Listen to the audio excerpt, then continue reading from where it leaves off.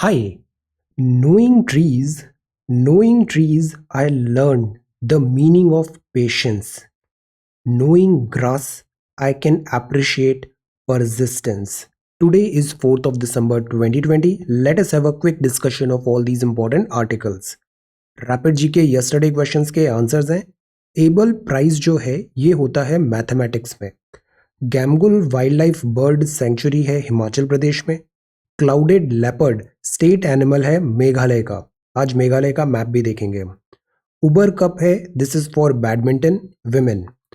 वाधवान महाराष्ट्र में है, इसको इन प्रिंसिपल अप्रूवल मिला है 13th major port of India का। Boris Johnson prime minister of the United Kingdom chief guest होंगे 2021 Republic Day parade of India में। सो ये आंसर्स हैं यस्टरडे क्वेश्चंस के। आज के सवाल है, Nagarhole national park and tiger reserve is based in which state? ये किस राज्य में स्थित है? फकीर चंद्र कोहली साहब रिसेंटली पास्ड अवे, ये रिलेटेड थे which profession? Where is the headquarter of food world food program? इसको अभी नोबेल प्राइज भी मिला है। वर्ल्ड फूड प्रोग्राम का हेडक्वार्टर कहां पर सिचुएटेड है? बेलाडीला एक जगह है, किस राज्य में है और ये किस लिए फेमस है? Some ores are found over here. Bailadila. Bokaro steel plant, शुरू में हमने स्टील प्लांट्स बनाए तो हम फॉरेन असिस्टेंस से बनाए थे। Bokaro steel plant has been set up with the assistance of which country? ये ऑपरेशन फ्लड है, मॉनसून्स भी आता है। Operation flood refers to what? Answer, operation flood refers to what? अभी कुछ दिन पहले हमने इसका रिवॉल्यूशन की भी बात की थी, operation flood. So these are 6 questions for today. Vocabulary में पहला वर्ड है बेल वेदर। बेल वेदर का मतलब होता है वो किसी चीज का इंडिकेटर है, लीडर है। इंडिकेटर है वो ट्रेंड बता रहा है। इकोनॉमिक्स में ट्रेंड्स समझना बहुत जरूरी होता है कि हवा किस डायरेक्शन में बह रही है। Bell weather. फ्रिवलस मतलब होता है कि वो सीरियस नहीं है, सीरियस पर्पस और वैल्यू का नहीं है, गंभीर नहीं है। फ्रिवलस कंप्लेन है, सब्सटेंस नहीं है उसमें। हाइपरबोल होता है एग्जैजरेट करना, बढ़ा चढ़ा के बातें बोलना। एग्जैजरेटेड स्टेटमेंट्स हैं, क्लेम्स हैं, और ऐसी बातों को लिटरली नहीं लेना चाहिए, सीरियसली नहीं लेना चाहिए। Ducks in a row, exams आ रहे हैं। डक्स इन अ रो मतलब to take action, to become well organized. Well organized, systematically आपने अपना सारा काम कर लिया है, that is ducks in a row है। You are up to date. Grim prognosis मतलब ग्लूमी और डिप्रेसिंग टाइप का वहां पे माहौल दिख रहा है, इंडिकेटर दिख रहा है इकोनॉमी का। Grimm prognosis. सो ये कुछ वर्ड्स हैं जो आगे न्यूज़पेपर में हम देखने वाले हैं। आज हम पढ़ेंगे Indian vaccines after phase 3 trials. This is NHRC, this is very important. Worst fluorosis affected district है ये उड़ीसा में, और NHRC ने यहाँ के कलेक्टर को बोला है रिपोर्ट दो ड्रिंकिंग वाटर का। Then this is timing it right, it is important. Exams open हो रहे हैं, स्कूल्स ओपन हो रहे हैं, यहाँ पे ऐसी रिकमेंडेशन है जनवरी से जो ऑफलाइन क्लासेस है इसको ओपन करने की बात है। The Iran challenge, this is about diplomacy और वर्ल्ड अफेयर्स में ईरान का अभी क्या स्टेटस चल रहा है। Then this is personal choices, the constitution's endurance. Does India's neighbourhood policy need reworking? This is a very important article. Then carefully monitoring Brahmaputra's development, India ने कहा है कॉन्विक्टेड लेजिस्लेटर को कितने टाइम तक बैन करना चाहिए चुनाव लड़ने से। आज 49th नेवी डे भी है। How NRIs could vote by post postal ballets and RPA 1950, and this is the map of Meghalaya. So we are going to talk about all these important articles in next about 35 to 40 minute. Let us begin. ये the Hindu है और ये Indian express है, दोनों Delhi addition है। ये front page है the Hindu का। RBI का पॉलिसी भी अभी अनाउंस हो गया है, इसको कल हम डिटेल में डिस्कस करेंगे। Indian vaccines after phase 3 trial, phase 3 trials. Indian vaccines भी अब लग रहा है जल्द ही आने वाली है। इमरजेंसी यूज ऑथराइजेशन जैसे कि यूके में मिला, यूएस में मिला, ऐसा इंडिया में भी हो सकता है। इमरजेंसी यूज ऑथराइजेशन, ये फाइजर है, फाइजर mRNA वैक्सीन है। इसका अभी इमरजेंसी यूज अप्रूवल मिला था यूके में, यूके में अप्रूवल मिला था। अब इंडिया में है ये council of scientific and industrial research, Indian institute of integrative medicine. इसने ये स्टेटमेंट दिया कि जैसे यूनाइटेड किंगडम में अप्रूवल मिला है इमरजेंसी यूज केसेस में, ऐसे ही इंडिया में भी हम इमरजेंसी यूज ऑथराइजेशन दे सकते हैं। इंडिया का जो प्रोसीजर है वो सिमिलर है यूरोप, यूएस और यूके के जैसा। और फाइजर ने भी बताया कि वो कमिटेड है टू एंगेजिंग विद इंडिया, मतलब vaccination, early vaccination is a possibility. अब सी, वैक्सीनेशन में अप्रूवल्स, ट्रायल्स, रेगुलेशंस, इसमें टाइम लगता है।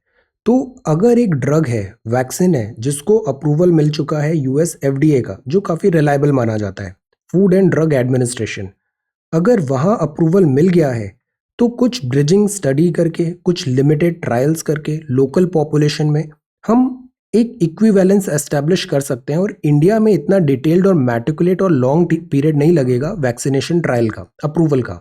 सो early vaccination is a possibility. Now the herculean task would be to prepare for vaccination logistics, because ये जो medicine है, vaccination है, इसको -70 डिग्री सेंटीग्रेड का दिस स्टोरेज रखना ज़रूरी होगा। वो हम कैसे प्रोवाइड करेंगे और वैक्सीनेशन प्रायोरिटी क्या होगी, these things we need to work on. So Indian vaccines after phase 3 trials. Second is this form laws, this is the one, schools to reopen from January 4, ऐसा यहाँ पे रिकमेंडेशन दिया है। The CISCE conduct for this ICSE exam होता है, schools reopen, specially जो practical labs classes हैं उनमें लिमिटेड ओपनिंग करने की यहाँ पे बात है। So this is the front page of the Hindu. Rajinikanth will launch party in January 2021।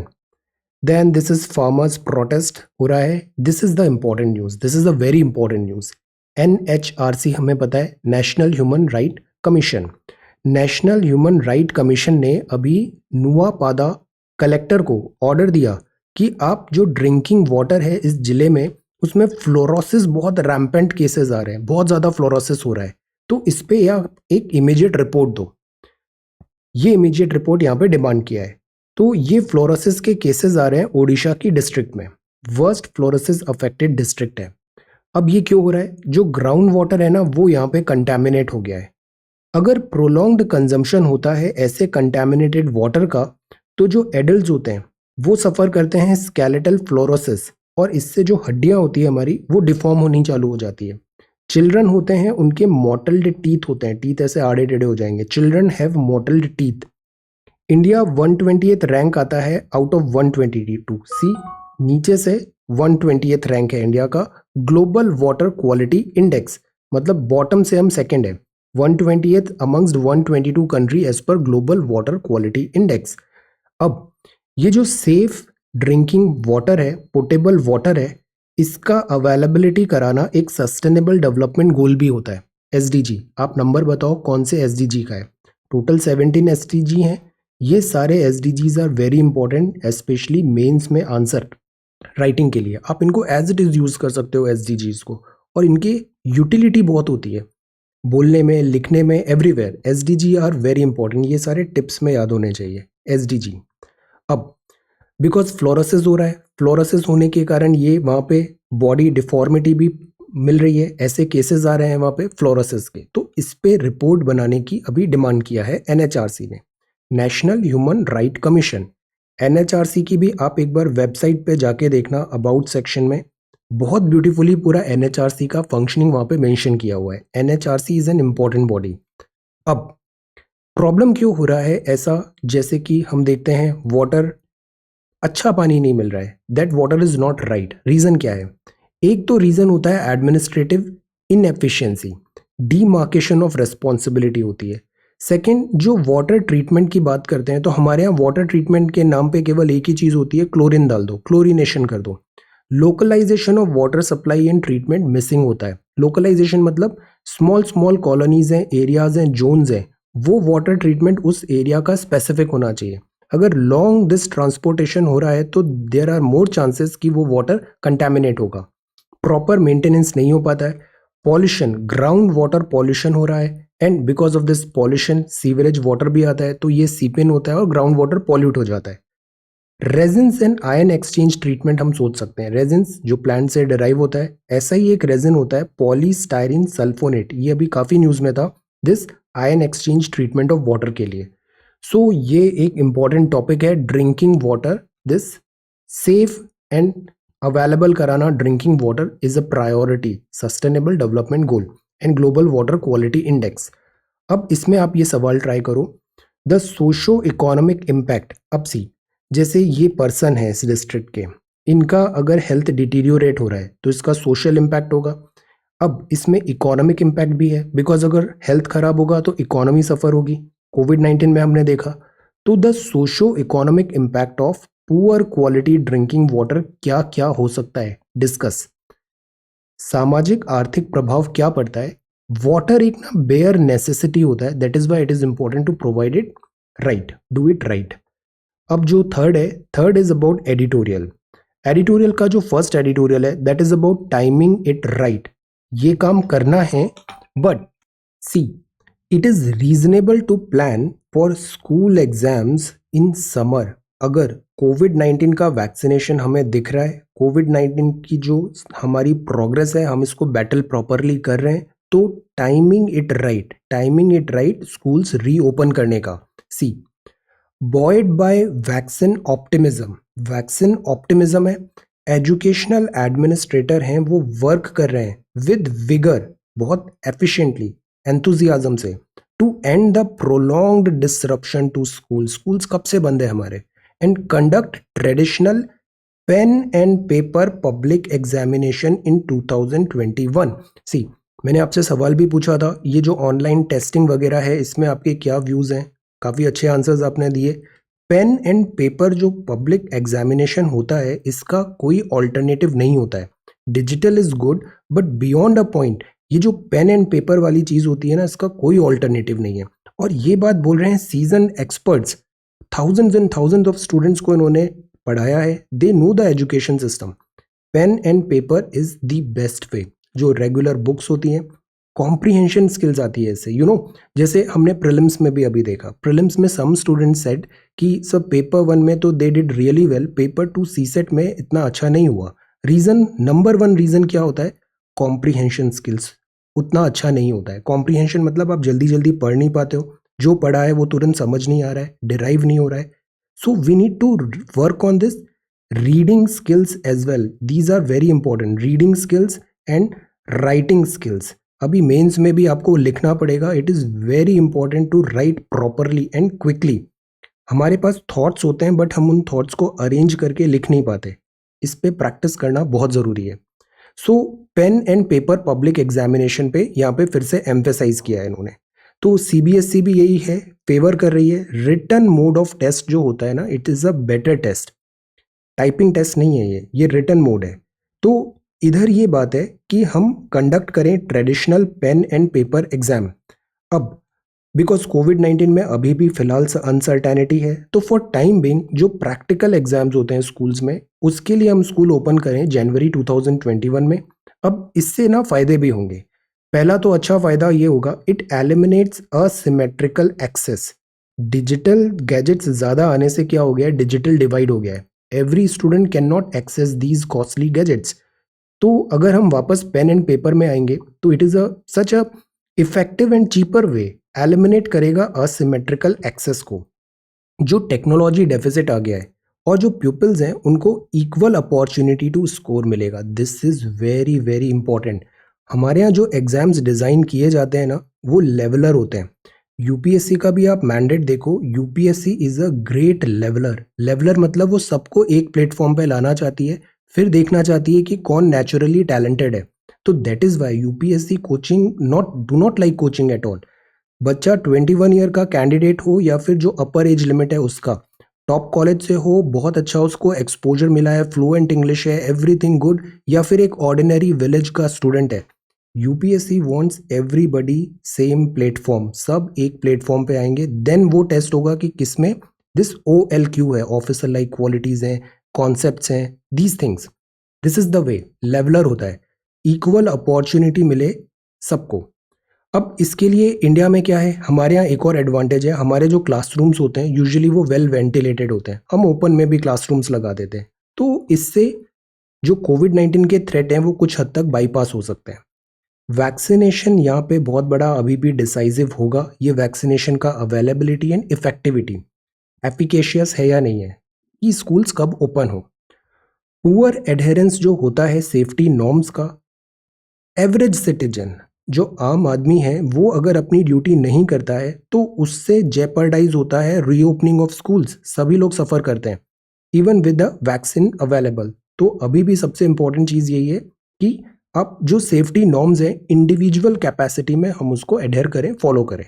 Schools open करना ज़रूरी है, timing it right, timing proper करना भी ज़रूरी है। So this is timing it right and pen and paper method is a good method. Reading skills बनाइए, books को ऐसे बोल बोल के पढ़िए, समझिए, ये रिटेंशन ज़्यादा होगा, रिवीजन ज़्यादा होगा। ऐसे वीडियोस दिन भर देखते रहने से this is not study. Ask your elders, ask your parents, this is not the right strategy. Reading and writing skills develop करिए। वेबसाइट में भी वी आर वर्किंग, कुछ दिनों में हम इसको बताते हैं। ये आपका काफ़ी अच्छा एक्सपीरियंस हो जाएगा reading, writing and answer writing everything में। Will do it soon. Okay, so this is timing it right. अब जो नेक्स्ट है, this is about the Iran challenge. The Iran challenge, Iran अभी फिर यहाँ पे बाइडन एडमिनिस्ट्रेशन आ रहा है, अरेबिया है, इसराइल है, flash point the Iran challenge. See, Iran ना कोई छोटा कंट्री नहीं है, ईरान कोई न्यू कंट्री भी नहीं है। ईरान एक एंशियंट सिविलाइजेशन है। पर्शिया, पर्शिया जो बोलते हैं ना वो ईरान है। ईरान ह्यूज कंट्री है। The Iran challenge, see, Biden must go back to nuclear deal without expecting further concessions from Tehran. Tehran इसकी कैपिटल है ईरान की। तो बाइडेन एडमिनिस्ट्रेशन जो न्यूक्लियर डील हुआ था दिस JCPOA 2015 में, जिसको ट्रंप ने फिर पुल्ड आउट कर दिया था, बाइडेन इसमें कैसे आगे बढ़ेगा, दिस विल नीड टू सी। अब सी, इसका बैकड्रॉप क्या है क्विकली अगर हम देखें ना ट्रेंड को, तो ईरान जो है, ईरान चाहता था न्यूक्लियर वेपन, बिकॉज जो ईरान की लोकेशन है वो स्ट्रैटेजिकली चैलेंज्ड है। इधर सऊदी है, हॉस्टाइल है सऊदी ग्रुप, देन इधर इसराइल, इसराइल से भी उसका इतना अच्छे टर्म्स नहीं है। तो Iran always wanted to have this nuclear weapon. इसके लिए उसने काफ़ी वेपन ग्रेड, उसने एनरिचमेंट भी किया, प्रोग्रेस किया। इस बात पे फिर 2015 पे डील हुआ कि ये जो न्यूक्लियर एनरिचमेंट जो ईरान कर रहा है इसको कम करें, इस पे एक चेक लगाएं। तो ऐसा एक इन्होंने डील अग्रीमेंट किया 2015 में। रिस्ट्रिक्शंस लगे ईरान पे न्यूक्लियर एनरिचमेंट के, और ये जो डील था उस टाइम पे यूएस में प्रेसिडेंट थे ओबामा, तो ओबामा एडमिनिस्ट्रेशन का डील है। ओबामा डेमोक्रेट थे, फिर आ गए ट्रंप, ट्रंप रिपब्लिकन थे, ट्रंप ने पुल्ड आउट कर दिया न्यूक्लियर डील से। अब वापस बाइडेन आ गए, बाइडेन ओबामा के वाइस प्रेसिडेंट थे और फिर से ये डेमोक्रेट आ गए। तो वापस इस न्यूक्लियर डील पे जाएंगे या नहीं जाएंगे। बट 2015 देन 2020 टाइम बहुत चेंज हो गया है। इसराइल और दिस अरब ब्लॉक, इनमें फ्रेंडशिप बढ़ रही है, इसराइल और यूएई। अभी इसराइल यहाँ सऊदी प्रिंस से भी मिले थे, नेतन्याहू, देन बहरीन। इसमें ईरान का क्या स्टेट होगा, this will need to see. अभी assassination of general Qasem Soleimani हुआ, असैसिनेशन ऑफ मोहसन, ये वहाँ के न्यूक्लियर साइंटिस्ट थे, ये वहाँ के रिवॉल्यूशनरी गार्ड के चीफ थे। तो जो ईरान है ना, ईरान भी पुश्ड टू द कॉर्नर हो रहा है। यूएसए सैंक्शंस ऑलरेडी बहुत सीवियर हो गई है, सऊदी के साथ डिफरेंसेस बने हुए हैं, इसराइल फ्रेंड नहीं था कभी भी। तो चाइना जो है वो इस गैप को फिल करने की कोशिश करता है। चाइना के पास सरप्लस मनी है, चाइना मनी डिस्ट्रीब्यूट कर देता है और चीज़ें अपने हिसाब से फिर उसको मैनुपुलेट करता है। तो चाइना मनी फ्रेंड। तो ईरान में भी हमने देखा, जो हमें चाबहार से जो रेलवे लाइन बनाना था, इरकॉन को ड्रॉप किया, और उसी के तुरंत बाद चाइना का ह्यूज इन्वेस्टमेंट आ जाता है, मतलब चाइना इज देयर। बट ऐसा भी नहीं है कि इंडिया और चाइना, इंडिया और ईरान के रिलेशंस कुछ सौर हैं। हिस्टोरिकल टाइज रहे हैं हमारे, फ्रेंडली रिलेशंस हम कह सकते हैं इंडिया एंड ईरान के भी, हिस्टोरिक कल्चरल टाइज भी हैं। अब बिकॉज ये जो टाइज होते हैं आईआर के, ये इसमें बहुत सारे फैक्टर्स लगते हैं। जैसे इंडिया और ईरान के रिलेशन है, इसका बैकड्रॉप यूएस भी होगा, सऊदी भी होगा, चाइना भी होगा। तो ये जो रिलेशंस होते हैं ना, इंडिपेंडेंटली हम बोलते हैं डेवलप करेंगे, बट इसमें दूसरे फैक्टर्स भी इसको इन्फ्लुएंस करते हैं। अब ये देखना होगा ईरान यहाँ पे क्या स्टैंड लेता है, वर्ल्ड का क्या पॉलिसी होता है। मैक्सिमम प्रेशर लगाएं और Iran maximum resistance, because Iran यहाँ पे रिवेंज का भी बात कर रहा था बिकॉज ऑफ दिस असैसिनेशन। तो ये चीज़ें यहाँ पे काफ़ी चैलेंज हो रहा है बाइडन के लिए, ये एक बहुत बड़ा डिफिकल्ट टास्क होने वाला है, the Iran challenge. Then the number 5 is personal choice. Personal choice the constitution's endurance. See, अभी इलाहाबाद हाई कोर्ट ने बताया, एक रिमाइंडर दिया, कॉन्स्टिट्यूशन का मोस्ट चेरिश्ड वैल्यू आर्टिकल 21 बोलता है पर्सनल इंडिविजुअल लिबर्टी है हमें, फ्रीडम है to live with a person of one's choice, ये एक इंट्रिंसिक होता है to the fundamental right to life and personal liberty. What is love? Love ऐसा कुछ लॉजिकल लॉज और इनसे इसमें नैरोली हम डिफाइन नहीं कर सकते। This is a very personal matter and very very private matter. तो इसमें कॉन्स्टिट्यूशन ने क्लियरली बताया है this 21 right to life every single citizen को यहाँ पे मिला है। बट इसमें भी ऐसे कुछ केसेस आते हैं जिसके कारण इस पे सवाल उठते हैं कि ये जो राइट टू लाइफ है या फिर मैरिज है, इसमें क्या लॉज सरकार को इंटरफियर करना चाहिए या नहीं करना चाहिए। Our society rested on the foundation of individual dignity. Person freedom is not conditional on the caste, creed और रिलीजन। कॉन्स्टिट्यूशन में इससे परे हटके सबको एक बराबर अधिकार मिले हैं। फ्रीडम इज नॉट कंडीशनल नहीं है कास्ट, क्रीड और रिलीजन में, और every individual has got the right to do what उसको जो सही लगता है, he can do it, she can do it. Now अब इसमें जो केसेस आते हैं, जैसे पुट्टा स्वामी केस है, हाई कोर्ट में ये कहा गया कि इंडिविजुअल की जो एबिलिटी है to control vital aspects of her life inheres in her right to privacy. अब एक और चीज आती है right to privacy. Right to privacy में क्या सोसाइटी का मीडिया, डिजिटल मीडिया में हम डिसीजंस पास करते हैं, डिजिटल मीडिया में एक बहुत बड़ी न्यूज़ बन जाती है, तो where is this right to privacy? Puttaswamy case ने इस बारे में बात किया था। तो एक और चीज़ है वो है फ्रीडम ऑफ कॉन्शियस। अब ये जो इंडिविजुअल केसेस आते हैं, सी ये जो मैटर है ना, ये ऐसा कुछ ब्लैक एंड वाइट नहीं होता है, केस बाय केस में होता है यहाँ पे। तो यहाँ फ्रीडम ऑफ कॉन्शियस हमें प्रोवाइड करानी चाहिए, और जो मैटर है उसमें डिबेट, डिस्कशन, लॉ और डेटा बेस्ड होना चाहिए, फैक्ट बेस्ड होना चाहिए। जनरलाइजेशन स्टेटमेंट हमें ब्लैंकेट पास नहीं करने चाहिए। Debate, discussion, law and order, तो ये पूरा चॉइस है कि जैसे रिलीजन हुआ या फिर मैरिज हुआ, ऐसे जो मैटर होते हैं ये इंडिविजुअल और पर्सनल लेवल की चीज़ें होती है, इसमें स्टेट का कितना इंटरफेरेंस होना चाहिए या नहीं होना चाहिए, ये पूरा डिबेट यहाँ पर है। कॉन्स्टिट्यूशन का मोस्ट चेरिश्ड वैल्यू है, that is article 21, constitution endurance, और स्टेट इसमें कितना ज़्यादा लॉज बना के उसको इंटरवीन करना ज़रूरत है या नहीं है, या किस लेवल का होना चाहिए, this debate is going on. The point is it should B debate, discussion, law and based on data and facts. So this is the one. अब जो नेक्स्ट है that is about in farmers protest the core is procurement. Farmer का protest हो रहा है। ये जो protest है ना, I am reading newspaper for quite long time. ये प्रोटेस्ट का है, रिमेंबर ट्यूनीशिया में एक प्रोटेस्ट स्टार्ट हुए थे दिस राइट्स के, देन फिर इंडिया अगेंस्ट करप्शन, अन्ना जी के भी प्रोटेस्ट हुए थे। ऐसे बहुत सारे protest I have seen. What I would say कि ये जो प्रोटेस्ट होते हैं ना, इसमें इमीडिएटली हमें कुछ भी डिसीजन नहीं पास करना चाहिए। There are more layers and there are so many layers. Farmers protest में भी जो बेस्ट स्ट्रैटेजी है वो ये है कि डायलॉग्स हो, टॉक्स हो, डिस्कशन हो, कॉन्फिडेंस में लाएं, और देन फिर रिफॉर्म्स जो हमें लेने हैं वो म्यूचुअल कंसेंसस से रिफॉर्म्स होने चाहिए।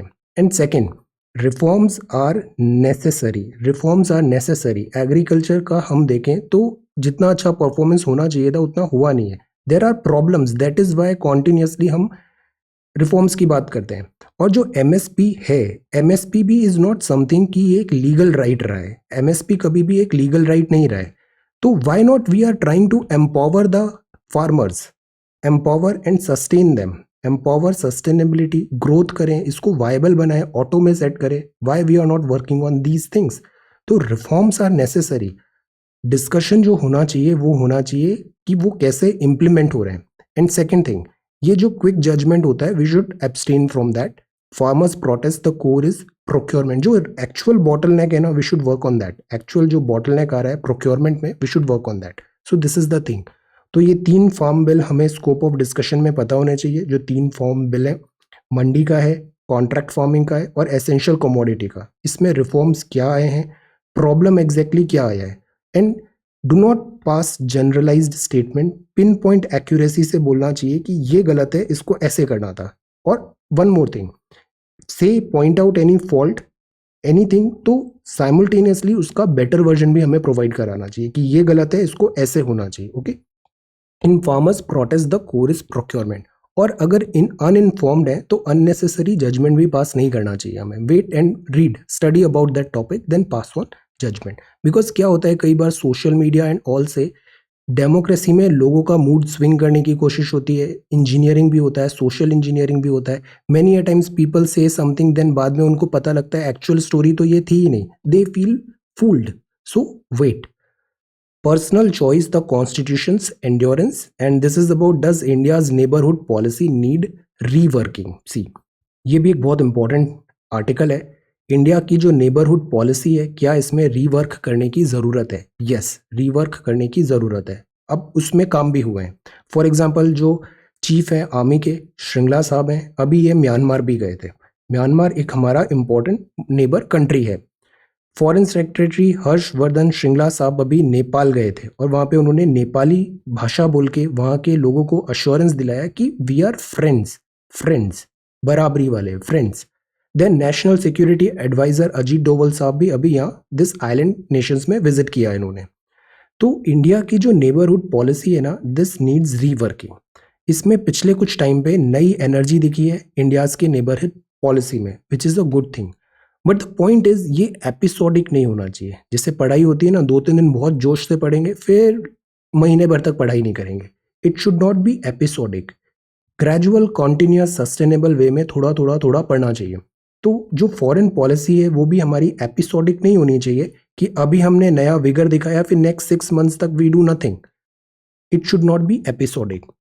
यस, जो इवेंट ओरिएंटेड प्रोसेस है कि हम क्या करते हैं, दिस डिप्लोमेसी को इवेंट ओरिएंटेड किसी एक पर्टिकुलर इवेंट से कनेक्ट कर देते हैं. No, it should be process oriented. Continuous एक प्रोसेस मैकेनिज्म उसमें वर्क कर रहा है. और एक और जो इम्पोर्टेंट चीज़ है, जैसे हम साउथ में भी देखते हैं, श्रीलंका के साथ हमारे रिलेशंस डील करने या फिर नेपाल के साथ करने या बांग्लादेश के साथ करने, कई बार जो हमारे डोमेस्टिक कंपल्शंस होते हैं, डोमेस्टिक ऑडियंस के लिए जो डिसीजंस लेने पड़ते हैं, वो हमारी फॉरेन पॉलिसी के साथ ऑगर वेल नहीं करते हैं. तो हम क्या करते हैं, प्रायोरिटी देते हैं डोमेस्टिक कंपल्शंस को और फिर फॉरेन पॉलिसी हमारी सफ़र करती है. This should be avoided. No, diplomacy इतना अगेन ब्लैक एंड वाइट नहीं होती है. Layers and layers, so many layers. Diplomacy एक नुआंस्ड एंड कॉम्प्लेक्स एक्सरसाइज होती है. अभी ये बुक मैंने अभी कंप्लीट कर लिया, जयशंकर साहब का बुक है, the India way, external affair minister की बुक है. इसमें इन्होंने लिखा है कि हमें जनरोसिटी भी दिखानी चाहिए और जब ज़रूरत पड़े तो फर्मनेस भी दिखानी चाहिए और ये दोनों हैंड इन हैंड होना चाहिए. तो we should show generosity and firmness and they both should go hand in hand. Note down this line. अब एक बहुत बड़ा फैक्टर है हमारी नेबरहुड डिप्लोमेसी में और वो फैक्टर है China. China forays into the region. China हमारे रीजन में कॉन्टिन्यूसली फोरे हो रहा है. अब ऐसा नहीं है कि हम चाइना को यहाँ पे डिनाई कर सकते हैं. ऐसा भी नहीं है कि हम चाइना को ब्लाइंडली मैच करने की कोशिश करें कि चाइना ने श्रीलंका को इतने डॉलर दिए तो हम भी उतना देंगे, बांग्लादेश के साथ ये किया तो हम भी ये करेंगे. नो, मैच करना चाइना को dollar for dollar, road for road, project for project, ये एक अच्छी स्ट्रैटेजी नहीं होगी. हमें हमारी स्ट्रेंथ पे प्ले करना चाहिए, ना कि चाइना की.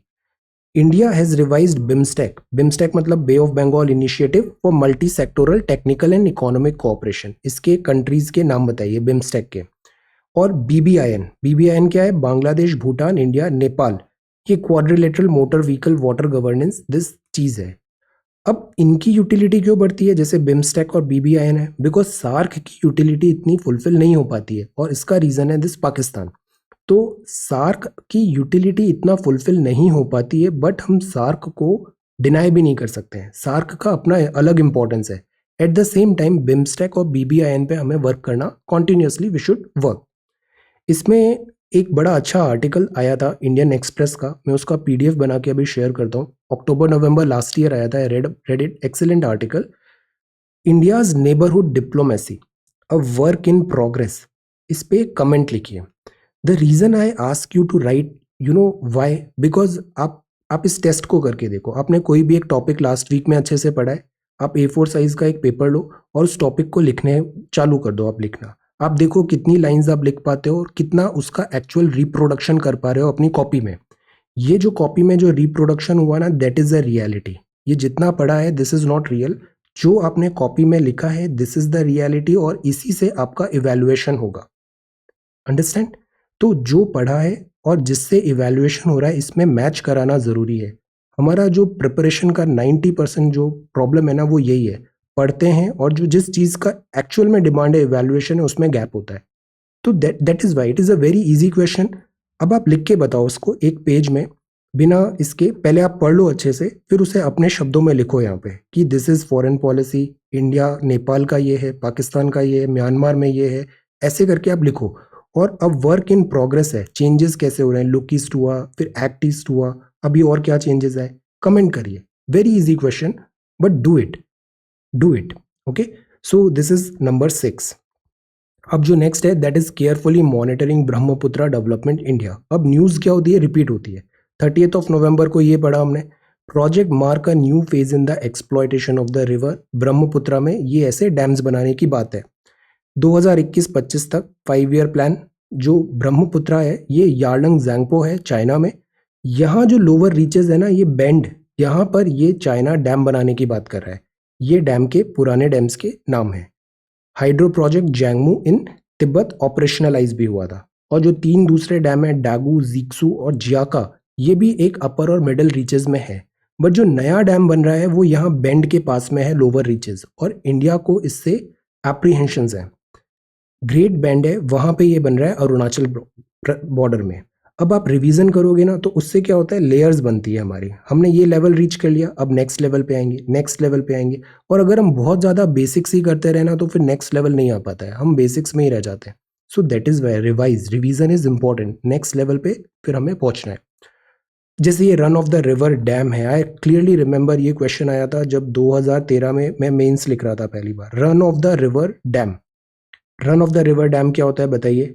Run of the river dam बनाने की बात है यहाँ पे। ये प्रॉपर डैम नहीं होते हैं, तो इसमें जो एनवायरमेंटल डैमेज होता है, डिग्रेडेशन होता है, वो मिनिमाइज हो जाता है। ये अभी एक नया चीज बना है, run of the river dam banana. India ने भी बहुत सारे अभी डैम्स प्लान किए हैं जम्मू एंड कश्मीर में, run of the river dam. So answer this question as well, run of the river dam क्या होते हैं। So this is number 7। Then this is the does India a moral boost for police person. Yes, moral boost करना भी जरूरी है, motivation भी जरूरी है, everyday motivation. The moral boost for police person because they have worked actively, maintain law during pandemic, और अच्छा effort को रिकॉग्नाइज करना इंपॉर्टेंट है। Then this is page number 9, farmer protest carefully monitoring Brahmaputra development, monitor कर रहे हैं। Convicted legislator can't be barred for life from polls. See, हमारी जो पॉलिटिक्स होती है ना उसमें दो चीज बहुत बड़ी प्रॉब्लम है। एक तो एक्सपेंडिचर, खर्चे कितने हो रहे हैं, और जो दूसरा है that is about this criminalisation. तो पॉलिटिक्स को डीक्रिमिनलाइज करने के लिए ये एक बात आया था कि अगर कॉन्विक्टेड लेजिस्लेटर हैं तो उनको डिस्क्वालीफाई कर दो आरपीए के अंदर। ये दो हैं, representation of the people act 51 और 50, these two are very important. 51 में डिटेल में लिखा है कि जो पर्सन कॉन्विक्ट होता है तो जब तक वो जेल में है तब तक चुनाव नहीं लड़ पाएगा, और उसके 6 साल बाद भी, period of the prison sentence, और 6 years देयर आफ्टर। अब बात है कि क्यों ना लाइफ टाइम बैन लगा दें उसमें। तो अभी ऐसा है कि लाइफ टाइम का बैन नहीं लगेगा, अभी बैन इतना ही है कि जब तक सेंटेंस मिला है वो, और सेंटेंस के 6 साल बाद तक चुनाव नहीं लड़ सकते, लाइफ टाइम बैन नहीं है। अब जो नेक्स्ट है that is India can be looking at making vaccine available as early as January. See, Randeep Guleria साहब हैं टॉप डॉक्टर, इन्होंने भी इनका continuously I followed him since March. इनके जो इन्होंने स्टेटमेंट्स दिए, पब्लिक प्लेटफॉर्म में बताया, काफ़ी मैच्योर और रेस्पॉन्सिबल बात कहा है इन्होंने हमेशा। बट कोविड-19 में भी क्या होता है, अनसर्टेनिटी होती है, अनप्रडिक्टेबिलिटी होती है। किसी ने इमेजिन नहीं किया था चीज़ें इस टाइप से टर्न आउट होगी। अभी भी हम let us see, let us wait, looking vaccine available as early as January. Then not using mask flouts fundamental right, supreme court ने ऑब्जर्व किया है। फ्लैग करो neglect of physical distancing norms भी। Study builds cases for more testing, testing is more important, Vietnam का case है। Speak for all religion, India ने बोला United Nations को, कंडम किया bigotry against non Abrahamic faith. ये अब्राह्मनिक faith कौन से होते हैं, अब्राह्मनिक रिलीजन्स हैं जुडाइज्म, क्रिश्चियनिटी और इस्लाम। तो इंडिया ने यूएन को कहा है कि एक्सपैंड करें it's criticism of this Abrahamic religions के भी परे, Judaism, Christianity and Islam. Then this is about log on for sorrowful rice. This is Hong Kong का Dine Festival. A taste of the devout. This is a book. प्रसादम, प्रसादम लंगर, गुरुद्वारे लंगर प्रसादम जो मिलता है, इनका भी अपना वैल्यू है. US titans visa rules for CCP member. CCP कौन से हैं? China. China policy cuts duration of travel visa. Chinese communist party. China में केवल एक ही पार्टी है, ये Chinese communist party. Internal elections कर लेते हैं ये और फिर परपैचुइटी में मेंटेन रहता है. चाइना में डेमोक्रेसी नहीं है. Donald Trump hints at 2024 presidential run. This is interesting. 2024 में भी ये पॉसिबल 2 टर्म हम आप कर सकते हो यूएस में. तो एक टर्म हो गया 4 इयर्स का, नेक्स्ट 4 ईयर का भी he can fight. Then this is US to block import of slave labour cotton from China. अब सी, हमने 2 टाइप के बैरियर्स पढ़े थे. एक पढ़ा था टैरिफ बैरियर और दूसरा था नॉन टैरिफ बैरियर. तो ये जो जिस तरीके से ब्लॉक कर रहा है कॉटन फ्रॉम चाइना, ये किस कैटेगरी में आएगा? टैरिफ में आएगा या नॉन टैरिफ में आएगा? Answer this question. Macroeconomics. Iran moves to step up nuclear enrichment. ये बहुत वॉलेटाइल सिचुएशन यहाँ डेवलप हो रही है. ईरान अगर सक्सेसफुल हो गया न्यूक्लियर एनरिचमेंट में, और फिर जैसे अभी असैसिनेशन हुए, स्पार्क हुआ, when this is a very difficult situation geopolitically. Iran moves to step up nuclear enrichment. New law halt UN inspection month country to ease sanction. ये यहाँ का फैसिलिटी है, this nuclear facility in Iran. This is cyclone Sri Lanka. और ये US की senate ने clear कर दिया है bill on immigrant visa, in immigrant visa H1B. Economy firmly है on the path of V shaped recovery. Government बोल रही है just wait and watch. Positive impetus दिख रहा है, इकोनॉमिक रिकवरी का अनलॉक हो गया है और गवर्नमेंट का स्टिमुलस मेजर भी है. तो इकोनॉमिक रिकवरी हो सकती है. वी शेप मतलब नीचे गिरे, अब ऐसे ऊपर बढ़ रहे हैं तेजी से. के शेप मतलब होता है कि ये कुछ सेक्टर ऑफ इकोनॉमी ऊपर जाएगा और कुछ सेक्टर ऑफ इकोनॉमी नीचे जाएगा, तो ये के शेप्ड रिकवरी होगी. फिर over the period of time यहाँ पे कन्वर्जेंस होगा, तो वी शेप्ड. आरबीआई ने हॉल्ट कर दिया है एचडीएफसी बैंक के credit cards, new credit cards. Service PMI कल पढ़ा था, purchasing this index. PMI PMI जो है सर्विसेज का सिग्नल कर रहा है rise in activity for second month in a row. So which is a good thing.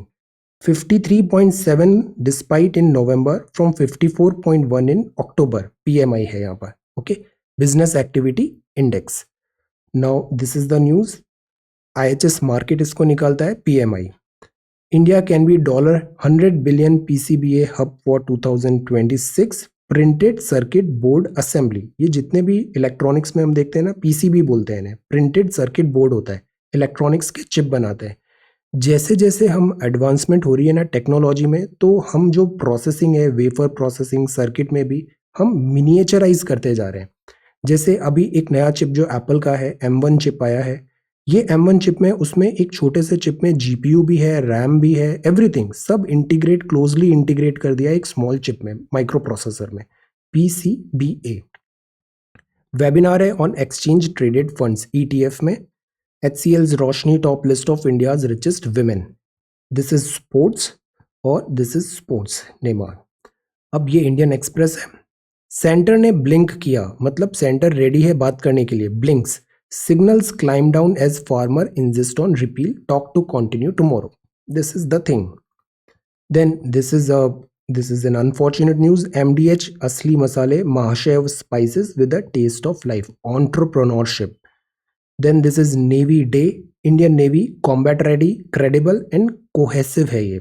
So this is Navy Day. 49th Navy Day अभी ऑनर किया जा रहा है. 49th Navy Day. इधर आगे कुछ इनके चीफ, जो नेवी चीफ हैं, इनके प्रेस कॉन्फ्रेंस के स्टेटमेंट्स भी हैं. नेवी चीफ का नाम है admiral Karambir Singh. Press conference में नेवी चीफ ने बताया कि हमें एयरक्राफ्ट कैरियर एक और ज़रूरत पड़ेगी. इंडिया के पास अभी एक एयरक्राफ्ट कैरियर है INS विक्रमादित्य, और जो दूसरा है INS विक्रांत, वो भी अंडर कंस्ट्रक्शन है. एयरक्राफ्ट कैरियर क्या होते हैं? अभी प्लेन भी हमारा एक्सीडेंट हो गया था, this fighter MiG-29. Aircraft carrier में ये जो प्लेन होते हैं वो ऐसे लैंड कर सकते हैं. एयरक्राफ्ट कैरियर है ये. INS विक्रमादित्य एक्टिव है, INS विक्रांत अभी अंडर कंस्ट्रक्शन है. नेवी चीफ ने कहा है कि हमें एक और एयरक्राफ्ट कैरियर की जरूरत पड़ेगी because Indian ocean is huge, हमारा बैकयार्ड है. हेरॉन क्या है? ये एक मीडियम एल्टीट्यूड का लॉन्ग एंड्योरेंस यूएवी है, अनमैन्ड एरियल व्हीकल। अभी लीज में भी हमने कुछ यूएवी लेने की बात किया है यूएस से। P-8I स्पाई प्लेन्स हैं, ये डिप्लॉय होंगे during stand of.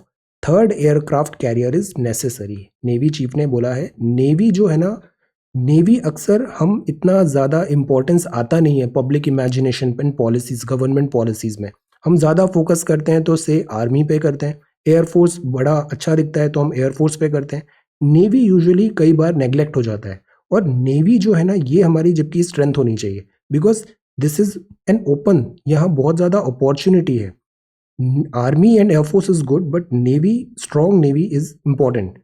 Combat ready, credible and cohesive.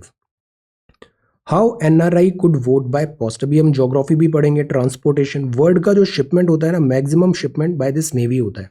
Navy means this by sea route होता है, तो that is why sea route protection के लिए नेवी स्ट्रांग होना जरूरी है। Coastal guards and navy both. How NRIs could vote by post.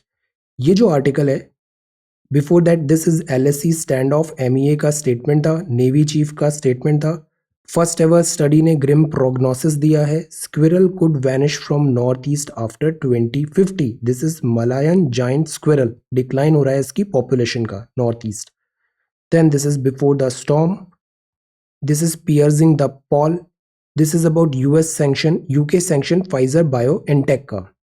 Cold chain logistics could be daunting, daunting का मतलब बहुत डिफिकल्ट टास्क होगा। स्क्यूड जस्टिस है, this is about supreme court ने, कल हमने देखा था हमारे यहाँ जेंडर डेफिसिट है, इक्वल रिप्रेजेंटेशन नहीं हो रहा है एडमिनिस्ट्रेशन में, इकोनॉमिक्स में, पॉलिसीज में, से में। अब हमारी पार्लियामेंट को उठा के देखो, पार्लियामेंट में इक्वल रिप्रेजेंटेशन क्या, बिल्कुल रिप्रेजेंटेशन नहीं है, स्क्यूड है, जेंडर डेफिसिट हो रहा है यहाँ पे। प्लस दूसरी बात है, जेंडर सेंसिटाइज करना भी इंपॉर्टेंट है। Virus and wisdom, and this is Maradona nation. India में भी बहुत फैन फॉलोइंग थी माराडोना का। CDC chief warns American face rough winter from Covid surge, Covid threat is not over. ये एक और न्यूज है, चाइना का जो फर्टिलिटी रेट है वो बिलो वार्निंग लेवल है। हमारा भी जो पॉपुलेशन बाय 2100 है ना, पॉपुलेशन डिक्लाइन होगा। 2050 में पीक पॉपुलेशन आएगी, उसके बाद हमारी पॉपुलेशन अराउंड 1 बिलियन के अंदर हो जानी चाहिए 2100 आते आते। चाइना की पॉपुलेशन और कम होगी because this fertility rate, because China ने वन चाइल्ड पॉलिसी काफ़ी टाइम तक अपनाया था। यहाँ पे फर्टिलिटी रेट 2.1 जो होता है रिप्लेसमेंट का, वो भी नहीं हो रहा है, यहाँ पे 1.5 चल रहा है। Population decline. Bahrain open to imports from Israel settlement, काफ़ी फ्रेंडशिप बढ़ रही है बहरीन और इजराइल की। देन एक्सप्लेन सेक्शन में गोल्ड प्राइसेस डाउन है, but it makes sense to stay invested. और ये है एनआरआई, ये आर्टिकल हम देखते हैं। एनआरआई, एनआरआई क्या होते हैं? नॉन रेसिडेंट इंडियंस हैं। इनके पास इंडियन सिटीजनशिप है, बट फॉर वर्क और other purposes they live abroad, India में नहीं है वो, तो वो होंगे नॉन रेसिडेंट इंडियन। सिटीजनशिप इनकी इंडिया है। जबकि पीआईओ अलग होते हैं, people of Indian origin are different. OCI भी अलग होते हैं। एनआरआई मतलब वो इंडियन है बट वो इंडिया में रहते नहीं है, तो इनको वोट देने का अधिकार है बिकॉज इंडियन सिटीजनशिप है।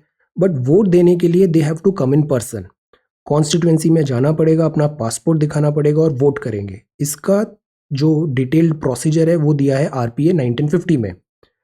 अब प्रॉब्लम ये है, somebody is working in United states, वहाँ से वो आए वोट डालने के लिए, काफ़ी टाइम लगेगा और पैसे भी बहुत लगते हैं, फ्लाइट बहुत कॉस्टली है। सो कुछ दूसरा तरीका नहीं कर सकते क्या? दूसरा तरीका हो सकता है पोस्टल बैलेट। पोस्टल बैलेट में एक ऐसा रफ ड्राफ्ट दिया है, प्रोविज़न दिया है कि जैसे यूएस में है या फिर चाइना में है या फिर यूरोप में है, वो जो एनआरआई है वो वहाँ की इंडियन एम्बेसी में जा सकता है, फॉर्म ले सकता है, फिल कर सकता है, उसको साइन करके ऐसे वहाँ पे ऑफिशियल सर्टिफाई करेंगे, सारे प्रोसीजर्स डिटेल होंगे। ऐसा करके वो पोस्टल बैलेट में अपनी वोटिंग राइट को एक्सरसाइज कर सकता है।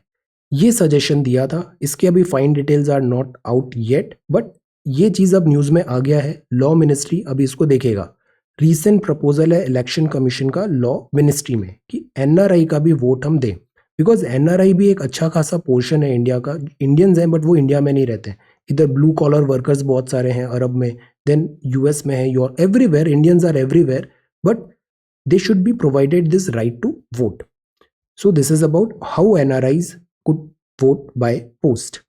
डोमेस्टिक फ्लाइट है, दिस इज अबाउट रजनीकांत साहब, दिस पॉलिटिक्स में आने की बात कर रहे हैं। 80% of pre covid level domestic flight capacity आएगी। फ्रैंकलिन टेम्पल्टन का जो इन्वेस्टर केस था, क्लोज स्कीम्स की बात है। सी, आरबीआई ने HDFC bank this credit cards digital off कर दिया है for time Bing.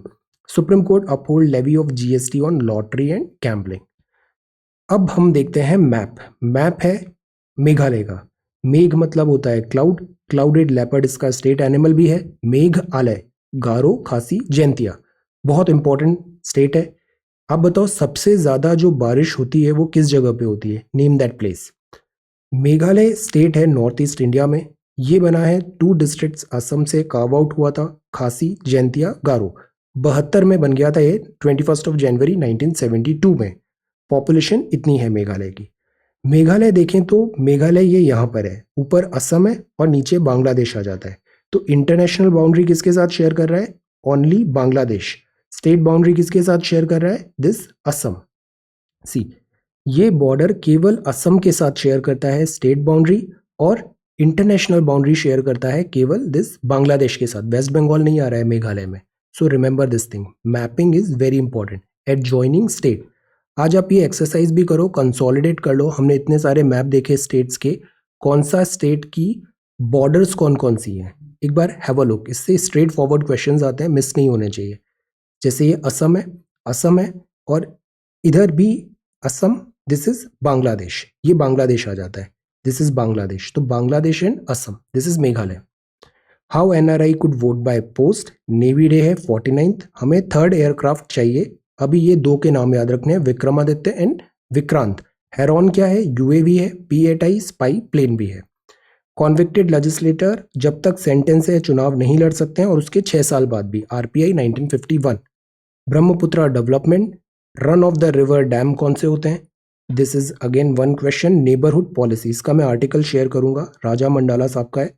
India's neighbourhood diplomacy, does India's neighbourhood policy need reworking, personal choices, constitution endurance, the Iran challenge, timing it right, this is very important. NHRC का socio economic impact, poor quality drinking water, sustainable development goal as well, Indian vaccines, and this is 4th of December 2020. So thank you so much for watching this video. Take care, study well, and be safe.